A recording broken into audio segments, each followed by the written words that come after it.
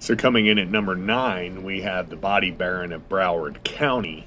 1977, Joseph Damiano opened a transport business in South Florida. He won a number of lucrative contracts and monopolized the market, and after a few years, the transport business actually led into, you guessed it, cremation services. Then in the 1990s, Damiano was hit with several lawsuits. The first one was in 1994 when a woman sued him because she believed her husband's ashes were mixed with someone else's. At the trial, former employees testified that Damiano often mixed everybody's ashes altogether. Most notably, more ash was ordered to be added to the cremated babies because their remains didn't leave very much in the way of ash. He was sued for that very reason in 1998 when Heather Smith's 5-month-old daughter was cremated at Damiano's services. At the civil hearing, Damiano didn't show up to defend himself, and in another case, he was accused of losing a woman's ashes entirely. Other allegations were that instead of scattering ashes, Damiano just dumped them behind the crematorium in the parking lot.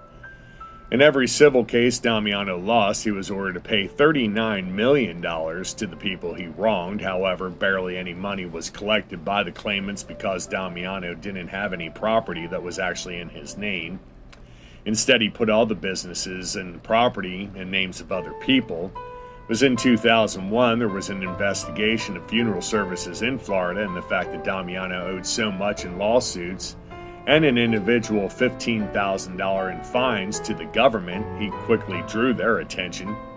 They looked into his business and found that Damiano didn't have a right license to actually run the incinerator. He'd actually been illegally renting out the bodies to be embalmed at school without the survivors' knowledge. In at least 2 cases, Jewish people were embalmed, which is prohibited by Judaism. As many as 600 bodies were illegally rented out at about $110 a piece. March of 2001, Damiano's operation was finally shut down and he was arrested for fraud and operating without a license. However, it was in May of 2016 that Damiano popped back up in the news because he was running an online cremation service out of Colorado called Heritage Cremation Provider and Legacy Funeral Services. Customers say the ashes came back mishandled. In some cases, it even took months to get the ashes back. And even more surprisingly, he actually would hold these ashes as ransom. So, there he is, Mr. Damiano, the body collector.